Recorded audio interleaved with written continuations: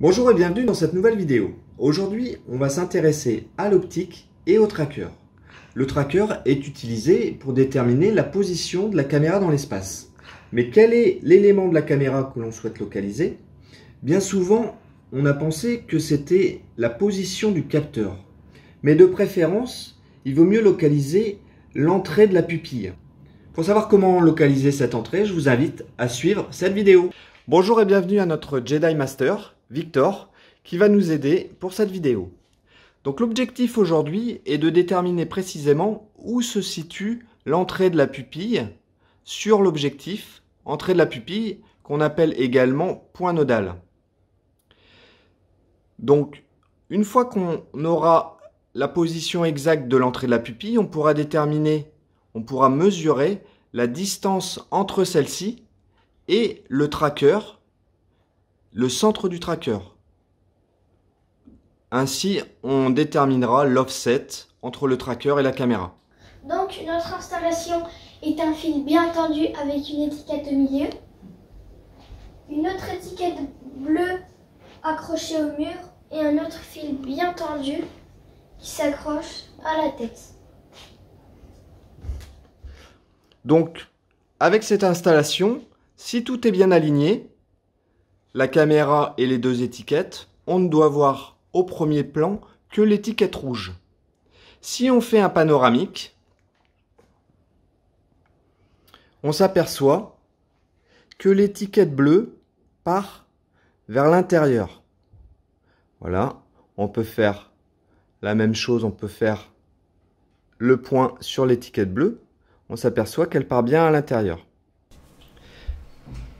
Donc ici dans Unreal, j'ai reconstitué l'ensemble de notre installation.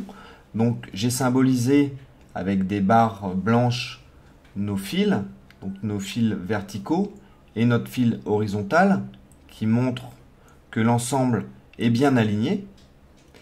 J'ai également représenté les étiquettes en rouge et en bleu. En jaune, on a ici l'axe de rotation du pied. Et il faut savoir que dans Unreal, l'entrée de la pupille sur une caméra est tout à l'avant de celle-ci. Donc je reproduis l'état initial dans lequel nous sommes quand nous avons commencé notre réglage. Je sélectionne l'axe de rotation, je tourne et on voit bien sur l'écran de gauche que les étiquettes se décalent. L'objectif va être d'aligner l'axe de rotation du pied, voilà, qui est là, avec l'entrée de la pupille. Donc, Victor va reculer la caméra. Voilà.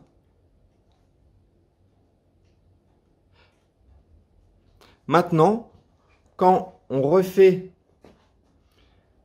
un pan, on s'aperçoit, alors on est toujours un peu ici à l'intérieur.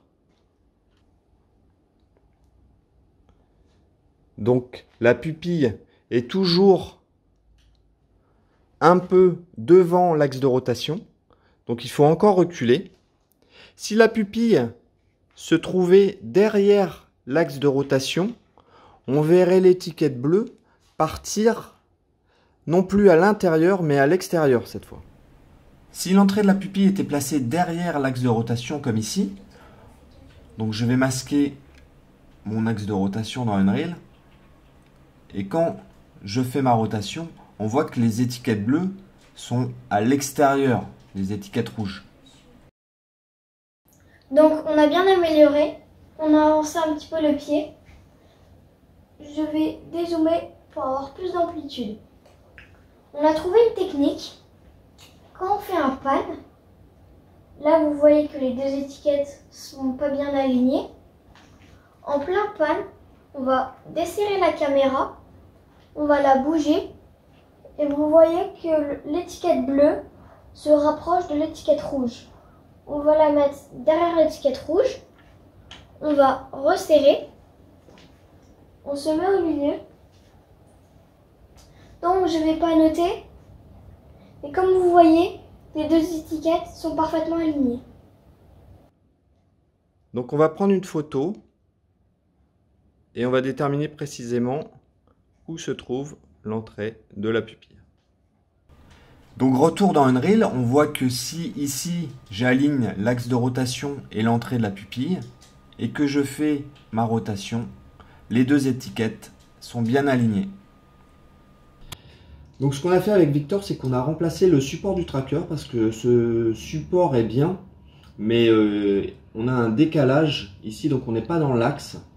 Donc pour éviter d'avoir un offset sur 3 axes entre le tracker et l'entrée de la pupille qu'on a symbolisée par cette étiquette, voilà le trait bleu, eh ben, on a utilisé un tracker droit ici. Alors attention, si le tracker permet d'être orienté, je vous conseille de mettre un petit niveau, une petite bulle sur le dessus pour être sûr d'être bien à l'horizontale. Donc je vais procéder à la mesure.